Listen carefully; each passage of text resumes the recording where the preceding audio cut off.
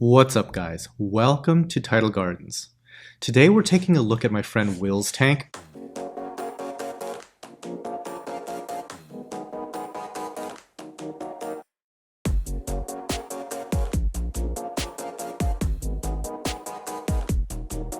It's been a couple of years probably since I was able to go and visit his place.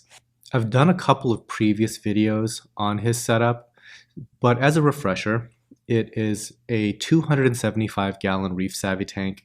It measures 96 inches long, 33 inches front to back, and it's a very shallow profile, only 20 inches tall.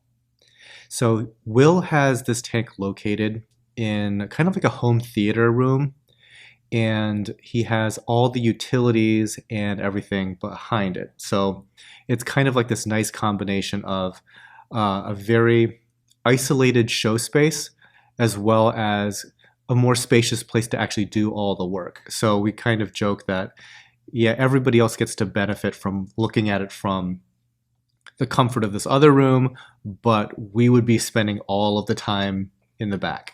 You know how that goes. So a little bit more information about this tank. He set it up using the Aqua Forest method. So that's like the salt, all the different chemical additives, all the different bacteria stuff, amino acids, all that fun stuff.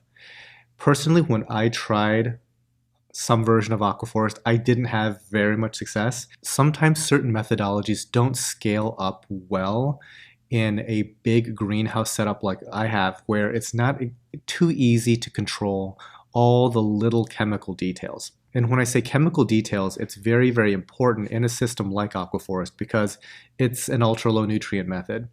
And Will currently keeps his nitrate at 1 part per million, and he keeps his phosphate basically undetectable. To maintain that chemistry, it's definitely a challenge, and that's not something that would work out so well for a big commercial setup like mine.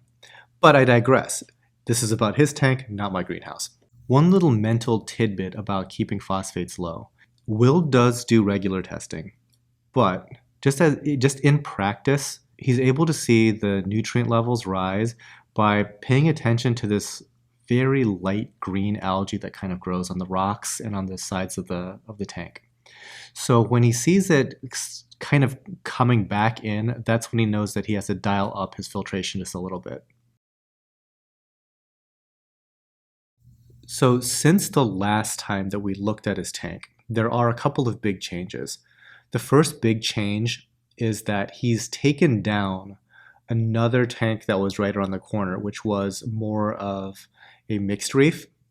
And that one was doing great, but I think he just got tired of running 2 aquariums. So he consolidated some of the corals from that tank and incorporated it into his SPS tank.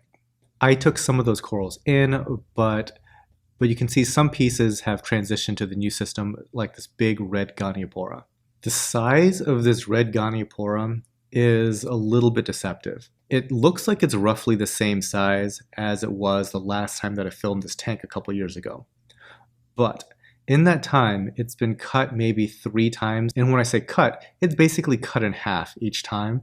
And I've taken 1/2 in trade. So really this Goniopora should be about 4 times the size if we never cut it.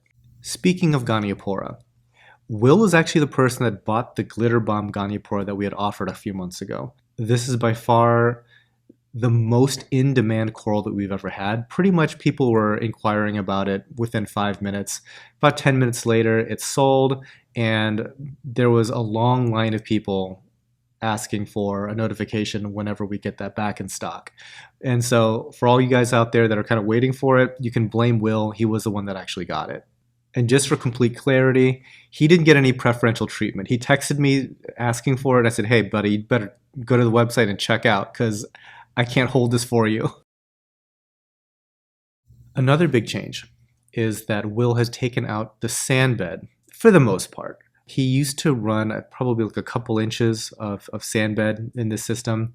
And my guess is that a lot of it just kept getting kicked up or was acting like a nutrient trap. And he just got sick of it one day, siphoned it all out. And so there's really only a light dusting that you see here. We can take a look at a couple of the corals here and how they've grown since I last seen it, especially this giant purple Montipora. He's also got incredible growth out of Montipora setosa. For whatever reason, Montipora setosa struggles a little bit in my system, but I'm going to have to bug him later about getting a few frags once this thing gets too big in his tank. As far as the filtration goes, as I mentioned, he runs this ultra-low nutrient method system, 0 phosphate essentially, 1 part per million nitrate. One big thing that he added to the system was another set of dosing pumps to do continuous water changes. Down below, he's got a container for top off as well as new salt water. And the auto water change system really is only able to do a 20-gallon water change total. So there's never really any risk of anything going super crazy. It would just kind of run out of water to work with. The salt water is made up in these 30-gallon containers. One is for the RO, the other one is to hold the salt. If any of you guys have space to do something like this, it is a life-changing luxury when it comes to maintenance. It's only been about a year since we've had something like this in our new building, and I can't tell you how nice it is. It makes maintenance so much easier. As for lighting, he's made a couple of small changes. Previously, he was running ATI sun power fixtures, and now he's incorporated the ATI fixtures that also have the LED combo. It's still mostly blue plus, but he's incorporated now more coral plus bulbs, plus that LED puck. After all of my talk about how much I like Abyss pumps, he bit the bullet and picked up an Abyss A200 for his system. And sure enough, he likes it okay. It's hard not to like that pump. The only thing that's kind of rough about getting that pump is the price tag on it, but pretty much everybody that I know that has an Abyss really likes it. They are truly phenomenal pumps. So I forget exactly what pump he was using before, probably 1 through Vertex, but yeah, the A200 was a significant upgrade. All right, guys, that pretty much does it from Will's system here. What do you guys think? If you guys like these sort of tank reviews, I invite you to subscribe to the channel. We try to get out every now and again and see other people's aquariums, which is always a nice exercise to do, by the way. I think sometimes when we're only looking at our home aquariums, we get used to the idea of what stuff should be. And it's nice to sometimes get out of the house a little bit, look at some other people's setups, and see what's possible. Occasionally, you might be surprised at how well certain corals are doing in somebody else's tank, and it kind of just recalibrates your expectations of your own system. So anyway, that does it from here. I'll see you guys next time. Happy reefing.